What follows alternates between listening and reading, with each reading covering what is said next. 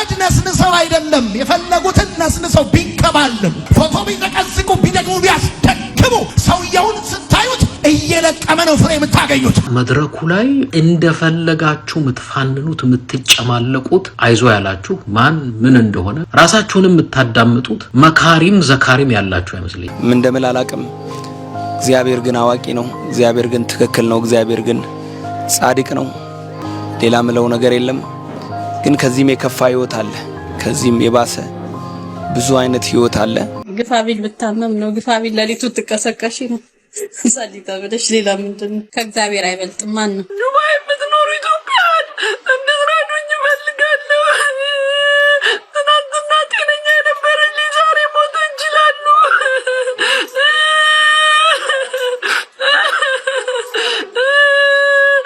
ከትናንት ወዲያ እኔ ቤት ደስት ነበረች።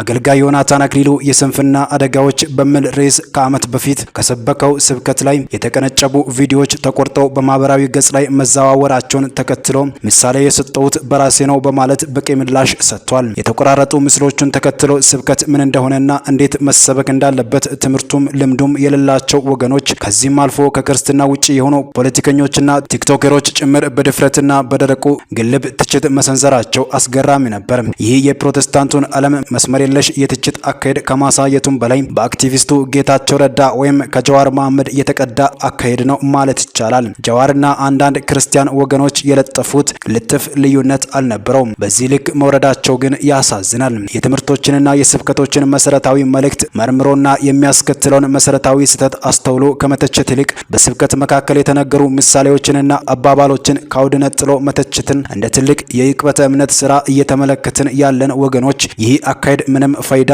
እንደሌለው ልናውቅ ይገባል። የሰው ልጅ ስብከት ፍጹምነት የለውምና የንግግርና የምሳሌ ሕጸጽ ሁልጊዜም ይኖራል። ስህተት ልክ አለውና ተቃውሟችንም ልክ ሊኖረው ይገባል። ድህነት ምንጩ ብዙ ነው። ለመጥቀስ ያህል ጦርነት፣ የተፈጥሮ አደጋ፣ የአካል ጉዳት፣ የጤንነት ችግር፣ የፖለቲካ ሁኔታና የመሳሰሉት ተጠቃሽ ናቸው። አገልጋይ ዮናታን በዚህ ስብከቱ ድህነትን ስንፍና ወለድ እንደሆነ አድርጎ ያነሳ ሲሆን ከላይ የዘረዘርኳቸው የድህነት መንስኤዎች ትኩረቱ አይደሉምና አልጠቀሳቸውም። ከዚህ ይልቅ የድህነት ምክንያት አድርጎ የሚያቀርበው ስንፍና ነው። ለመነሻነት የመረጠው የመጽሐፍ ቅዱስ ክፍል ደግሞ መክብብ 7:25 የሚገኘው ነው። በስብከቱም ስንፍና እብደት እንደሆነ የጠቀሰ ሲሆን ይህንም ካለ ስራ ቁጭ ብሎ ለመበልጸግ መመኘት ነው ብሏል። ይህንም ስገልጥ የጥርመሳ ስብከት ናፋቂዎች፣ አስማት ወዳጆች፣ ተአምራት ጠባቂዎች እንደሆነን በመጥቀስ እግዚአብሔር የሰነፍ ረዳት አይደለም ብሏል። አያይዞም እኛም አናርፍም የእንትን ዓመት ነው ብንላችሁ ወፍ የለም በማለት ለክርስቲያኖች መስነፍ የአዋጭ ቃል ልምምድ እንደሆነ በመጥቀስ የድርሻውን ኃላፊነት ይወስዳል። ከዚህ ባለፈም ጠንክር ባለ መልኩ የራሱን ያለፈ ማንነት በማጣቀስና እንደ ምሳሌ በማቅረብ አድማጮቹን ወዳጆቼ እያለ በማቅረብ መልሶ በኃይል ቃል ይሸነኩታል። ሰነፎች ናቸው እያለ ራሱን ነጥሎና አርቆ ከመስቀል ይልቅ ሰነፎች ነን በማለት ራሱንም ያካትታል። በስንፍና ምክንያትም ድህነት ላይ ግን አንደኛ ነን በማለትም ይቆጫል። የግል ስንፍናችን ራስን ብቻ ሳይሆን በዙሪያችን ያሉ ሰዎችንም ጭምር ዋጋ እንደሚያስከፍል በተደጋጋሚ ይጠቅሳል። በዚህ ልክ አማኙን ሰነፍ አድርጎ በማጋነን የማቅረቡ ዓላማ አማኙን ማበርታት ሆኖ አግኝቼዋለሁ። የስብከት ውበቱ የተነገረበት ዓላማ ነው። ካለበለዚያ እናንተ የእፉኝት ልጆች ከጌታ ቁጣ የምትድኑበትን መንገድ ማናሳያችሁ የሚለው የመጥመቁ ዮሐንስ ንግግር ስድብ ወይም ለምን መጣችሁ ከዚህ ጥፉ ማለት ነው እንጂ የንስሐ ስብከት አይሆንም። በአጠቃላይ ትምህርቱ ከሚያገለግላቸው ወጣቶች ጋር በቀጥታ የተዛመደና የተዋሃደ ነው ማለት ይቻላል። የትምህርቱ ዋነኛ ዓላማ አድማጮቹ ስንፍናን በጥልቀት እንዲገነዘቡና ታታሪ ሰራተኛ በመሆን ለራሳቸው፣ ለቤተሰባቸው፣ ለሀገር ብልጽግና ምክንያት እንደሆኑ ማበረታታት ነው። መልእክቱን ለማስረጽም በርካታ ምሳሌዎችንና ግነቶችን ተጠቅሟል። ራሱንም የምሳሌዎቹ ሰሌዳ አድርጎ አቅርቧል። ስናገርም ይህ እውነት ሲገባኝ በስንፍና ምክንያት በህይወቴ ላይ ለፈጠርኩት መከራ ንስሐ ገብቻለሁ ይላል። ይህን ስብከት የብልጽግና ወንጌል ወይም የእምነት እንቅስቃሴ ቅጂ እንደሆነ አድርጎ ማቅረብ ዕቅበተ እምነታዊ እብደት እንጂ ሌላ ምንም ሊባል አይችልም። ምክንያቱም ስብከቱ የብልጽግና ወንጌልን የሚቃረን እንደሆነ በርካታ ደማቅ ነጥቦችን ማንሳት ይቻላል። ዮናታን በዚህ ስብከቱ በምኞት በአዋጭ ቃል ታምራትን በመጠባበቅ መበልጸግ መፈለግን በግልጽ በማሳየት ስንፍናን ተቃውሟል። ይህን ስብከት ከብልጽግና ወንጌል የተቀዳ ነው ማለት የብልጽግና ስብከትን አለማወቅ ነው ተብሎ ሊተረጎም የሚችል ነው። አገልጋይ ዮናታን በዚህ ስብከቱ ያስተላልፈው የሥራ ባህልን የመቀየር ወይም ስንፍናን የማስወገድ መልእክት ትክክል ሊባል የሚችል ምንም ስህተት የሌለበት ነው። ራሱን በትህትና ምሳሌ አድርጎና አዋርዶ ማቅረቡ የሥነ ስብከትን ስልት ያሟላና ሊያስመሰግነው የሚገባ ነው። ካነሳ የሰጣቸው ምሳሌዎችም አባቱን ሳይክል ወድቆ ባገኘስ በማለት ምኞቱን ሲነግራቸው ሄድ ለቃቃሚ ማለታቸውን በማንሳት ከባዶ የስንፍና ምኞት የመላቀቅን አስፈላጊነት ተናግሮበታል። ሚስቴ በየአይነት ሰርታለች፣ በየአይነት አስተናግጃለሁ፣ ከኔ ጋር ከብቶች ገዝታ አተላ አብልታለች፣ ከኔ ጋር በሚኒባስ ረዳቶና አዲስ አበባ ብላለች በማለት ከድህነት ለመላቀቅ ያደረገውን የስራ ትግል በማንሳት ስራን ሳይንቁ መስራትን ተናግሮበታል። እናቱን ራሴን ላጠፋ ነው ብሎ ሲያስቸግር በምን ይሁንልህ በማለት እንዳስደነገጡት በማንሳት ወላጆቻቸውን የሚያስቸግሩ ወጣቶችን በምን ይሁንላችሁ በማለት በቀልድ ተስሷል። እኔ ድሮ የአባቴ ወገኖች ውጪ ነበሩና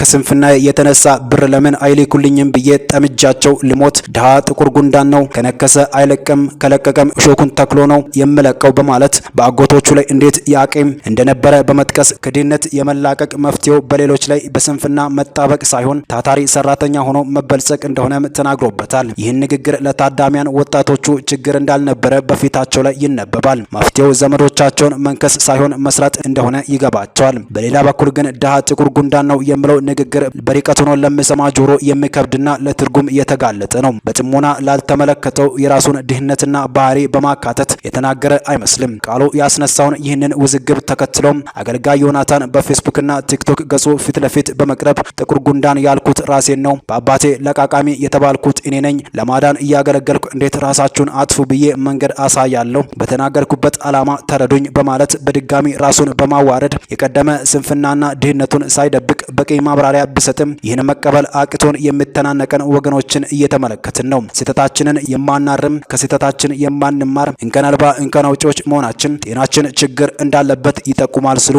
አሁንም እንደገና በድጋሚ በዮናታን አክሊሉ ላይ እጅግ ያልተጠበቁ ሀሳቦች እየተነሱ ይገኛሉ። ዮናታን አክሊሉ ሰሞኑን በተናገራቸው ንግግሮች እንግዲህ ብዙ መነጋገሪያ የሆነ ሰው ነው። በነገራችን ላይ አነጋጋሪ ሰው መሆን ቀላል መታደል አይደለም። እንዴት ነው የምትጠቀሙበት የሚለው ነው እንጂ በጣም ትልቅ እድልና ትልቅም ኃላፊነት ይዞ የሚመጣ ነገር ነውና በዛ ደረጃ ያለ ሰዎች በተለይ የእምነት አስተማሪዎች ከፍተኛ ጥንቃቄ ማድረግ ይጠይቃል። በመጀመሪያ ደረጃ ከዚህ በተያያዘ የማነሳው አሁን በተፈጠረው የዚህ የዲጂታል ቴክኖሎጂ ሌሎች ነገሮች የሚሰሙን ሰዎች እዛ አጠገባችን ያሉ ሰዎች ብቻ አይደሉም። አጠገባችን ካሉ ከምናስተምራቸው ሰዎች በብዙ 10 ሺህ የበለጠ በርቀት ሆነው የሚሰሙን ሰዎች ስላሉ ሁልጊዜ መልእክቶችን በምናስተላልፍ ጊዜ ከፍተኛ ጥንቃቄ ይጠይቃል። ከኮሙኒኬሽን በተያያዘ የሚባል በጣም መሰረታዊ የሆነ መመሪያ አለ። እሱ ምንድነው? ትርጉም ሰሚ ውስጥ ነው ያለው። አብዛኛው ትርጉም ሰሚ ውስጥ ነው ያለው። meaning is in the mind of the audience። እንግዲህ ሰሚዎቻችንን ካለ ትርጉም እንዲሰሙን ወይንም የተሳሳተ መደምደሚያ ላይ እንዳይደርሱ በመቶ ማድረግ ባይቻልም ጥንቃቄ ሊወሰድ ግን ይገባል። ሚኒማይዝ ማድረግ ይቻላል። ለትርጉም ያልተጋለጡ ዘዴዎችን መጠቀም ነው። ከዛ ጎን ለጎን ተቆርጦ ተቀጥሎ ተገጣጥሞ የሚሰሩ ብዙ ነገሮች ስላሉ ምንም ማድረግ ላይቻል ይችላል። ግን ለትርጉም ያልተጋለጡ ንግግሮችን በማድረግ ይህንን ነገር ማቃለል ይቻላል። ዮናታን አክሊሉ የተናገረው እንግዲህ ያው ከድህነት በተያያዘ ነው። ደሃ እንደ ደሃ ነው ያለው። እኔ ሳይሆን ደሃ ነው ያለው። ከዛ በፊት የነበረው ሙሉ ሰምቻለሁ። ስለ ግል ህይወቱ ስለ ግል ተሞክሮ ነው ያወራው። ግን ዲፊኒሽኖችን ሰጥቷል። ስለ ድህነት አንዳንድ ዲፊኒሽኖችን ሰጥቷል። ካራክተራይዜሽኖች ናቸው፣ ጀነራላይዜሽኖች ናቸው።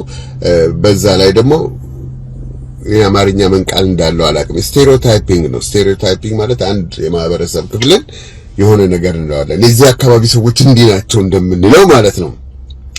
በዚህ ላይ የተነሱት እንግዲህ ያው ከድህነት በተያያዘ ድህነት በስንፍና ብቻ የሚመጣ አይደለም። ድሃ ሰነፍ ነው ወይንም ጥሩ ጸባይ የለውም ጥሩ ባህሪ የለውም የሚል ነገር ተነስቷል። ስለራሱም ሊሆን ይችላል። በአጠቃላይ ግን ብዙዎች ከድህነት አያይዘው ወስደውታል። ድሃ የሚያደርግ ስንፍና ብቻ አይደለም። በጣም ተግተው የሚሰሩ ሰዎችም ድህነት ውስጥ ሊኖሩ ይችላሉ። ድሃ የሚያደርጉ በጣም ብዙ ምክንያቶች አሉ። ሁላችንም ስንወለድ ራቁታችንን ነው የመጣ ነው የሚል ነገር ተነስቷል። አዎ ሁላችንም ባዶአችንን ነው የመጣ ነው። ግን የምንነሳበት ቦታ በጣም ወሳኝ ነው። የተመቻቸ ሁኔታ ላይ የተወለዱ ሰዎች እንደው የመጨረሻው ሀብታም ይሆናሉ ባይባል መሰረታዊ የሆነው ነገር ሊኖራቸው ይችላል። ይህንን በተመለከተ ኢትዮጵያዊ ጻፊ በእውቀቱ ስዩም ፊሎሶፈር ነው ማለት ነው። ኢትዮጵያዊ ፊሎሶፈር በእውቀቱ ስዩም ያስቀመጠው ነገር በጣም ጥሩ ነው። ብታነቡት ጥሩ ግንዛቤ ታገኛላችሁ። ሌላው ሰው ደግሞ ቴዎድሮስ ተክለአረጋይ ነው። በዚህ ጉዳይ ላይ ጽፏል። የሱም ቪው እንግዲህ እንዳለ ነው ማለት ነው። እና እነኚህ ነገሮች ከድህነት በተያያዘ የተነሱት ነገሮች ሰዎችን ወደ አንድ መደምደሚያ ላይ እንዲደርስ አድርጓቸዋል። በእምነት ቦታዎች ላላችሁ አስተማሪዎች እኔ አንድ ጥያቄ አለኝ። ጥያቄ ምንድነው? መልእክቶቻችሁን ትገመግማላችሁ ወይ? ቁጭ ብላችሁ ትነጋገሩባቸዋላችሁ ወይ? እንዴት ነው ያስተማርኩት? ከስነ መለኮት አንፃር እንዴት ነው? ከቃላት አጠቃቀሜ እንዴት ነው? ማብራሪያዎች እንዴት ናቸው ብላችሁ መነጋገር አለባችሁ። ሰኞ ለታ ወይም እሁድ ለታ የሰበከ ሰው ወይንም ያስተማረ ሰው ሰኞ ለታ እኮ ቁጭ ብሎ ከሌሎች ጋራ ሴግመንት ባይ ሴግመንት ማየትና ማስተካከል ይኖርበታል። ከዛ በተረፈ እንግዲህ ዮናታን ቀርቦ ስለ ሚስ አንደርስታንዲንግ ገልጿል። ይህንን መቀበል አለብን። በጣም ጠቃሚ ወንድማችን ነው። ጠቃሚ ሰው ነው። ያነሳው ቶፒክ በጣም ትክክል ነው። እንዴት ነው ከድህነት መውጣት ያለበት? ስንፍናን ማስወገድ እንዴት ነው ያለበት? ይሄ መነሳት ያለበትና በሰፊው ውይይት ሊደረግበት የሚገባ ጉዳይ ነው። ስለዚህ ይሄንን በዚህ ልንመለከተው ይገባል። መዘጋጀት፣ ንግግሮች በሚደረጉ ጊዜ መዘጋጀት፣ በምናስተምር ጊዜ መዘጋጀት፣ ከስሜታዊነት መታቀብ፣ በስሜታዊነት አለመናገር። ምክንያቱም አንዴ ካወጣ ነው በኋላ ለመመለስ በጣም አስቸጋሪ ነው።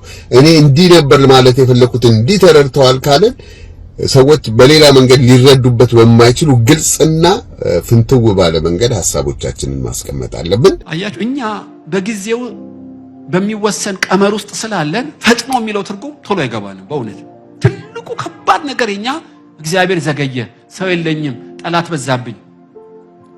እግዚአብሔር ከዘላለም አንፃር ስለሚያየው ከሞት በኋላ ያለው የእግዚአብሔር መንግስት ዘላለማዊ ስለሆነ 1000 ዓመት እንኳን ቢሆን ፈጥኖ ነው የሚለው ጌታ።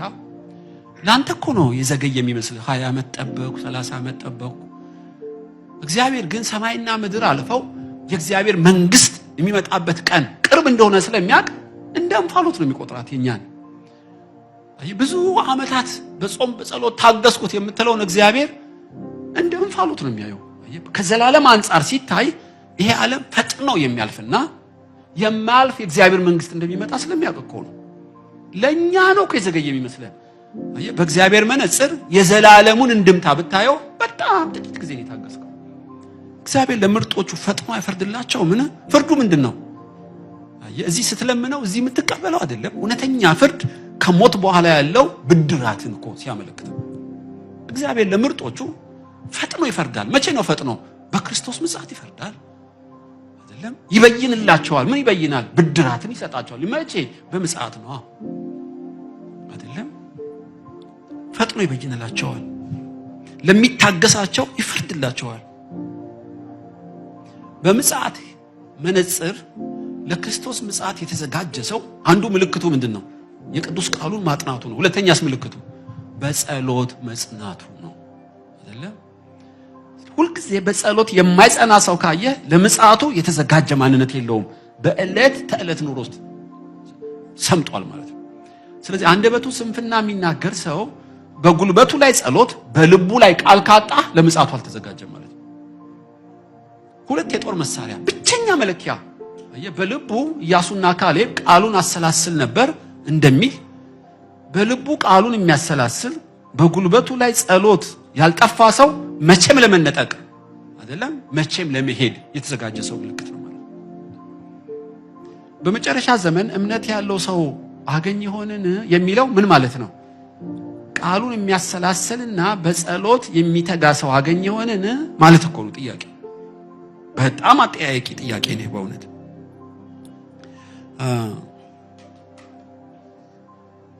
ስለ ጽናት ሳስብ እንዳንጸና ከሚያደርገን አንዱ ተግዳሮት በሳኦል ሕይወት ማየት ትችላላችሁ። ሳኦል 7 ቀን ጠብቀኝ ነው ያልኩ።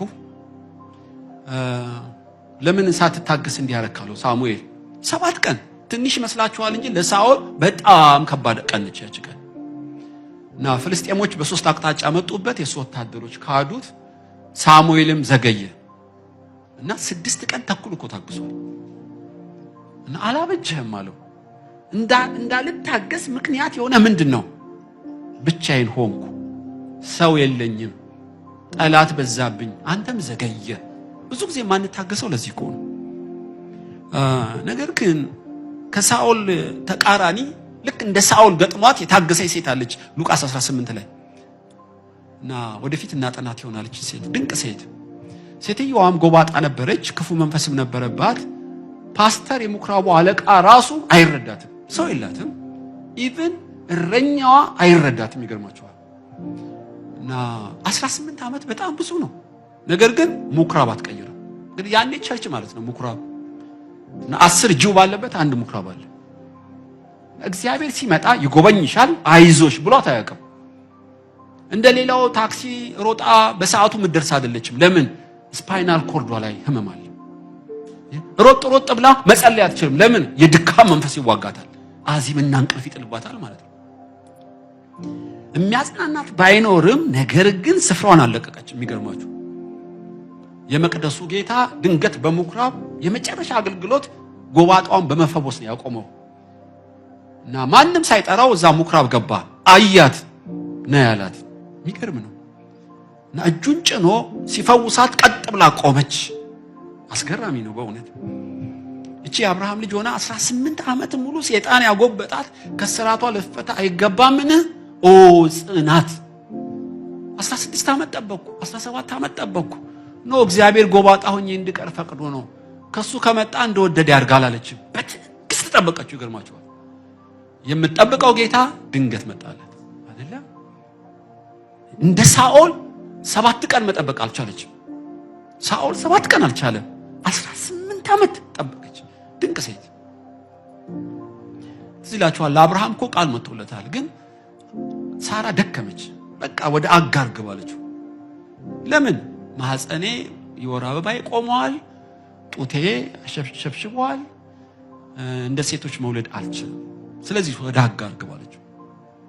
እና እግዚአብሔር ግን መጥቶ በተናገረ ወራት ለሳራ አደረገላት ተብሎ የተጻፈው አለ። እዚህ ይላችኋል። እና አብርሃምና ሳራ እስከ መጨረሻው ለመታገስ አልቻሉም። ተፈጥሮን ማንበብ ጀመሩ ማለት ነው። ለምን አልቻሉም ብትሉ ሁለት ነው ሚስጥሩ። የተነገረውን የተስፋ ቃል ማሰላሰል ያቆሙና ጸሎት ያቆመ ሰው አይደለም መታገስ አይችልም ማለት ነው። ነገር ግን ይስሐቅና አይደለም የይስሐቅ ሚስት ርብቃ 20 ዓመት ሙሉ መካን ነበሩ። ትዝ ይላችኋል።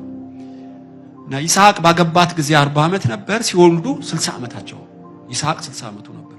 20 ዓመት ሙሉ ሳታጉረመርም ወደ ሌላ ወንድ ሳትሄድ እሱም ወደ ሌላ ሴት ሳይሄድ ጸንተው ቆመው ነበር። ከባድ ነው። በተነገረው የተስፋ ቃል ላይ እንዴት ደረሱ? እንደዚች መበለት የሚፈልጉትን በእጃቸው እንዴት ከተቱ ብትሉ ሚስጥሩ ሁለት ነው። ሙሴ በዝርዝር አልጻፈልንም እንጂ 100% እርግጠኛ ነኝ ለአብርሃም የተነገረውን ለይስሐቅ የተነገረውን አይደለም የተስፋ ቃል እያሰላሰሉ በጓዳቸው ጸሎት ስለነበረ አይደለም እስከ መጨረሻ ጸንተው ተስፋቸውን አገኙ ማለት ነው።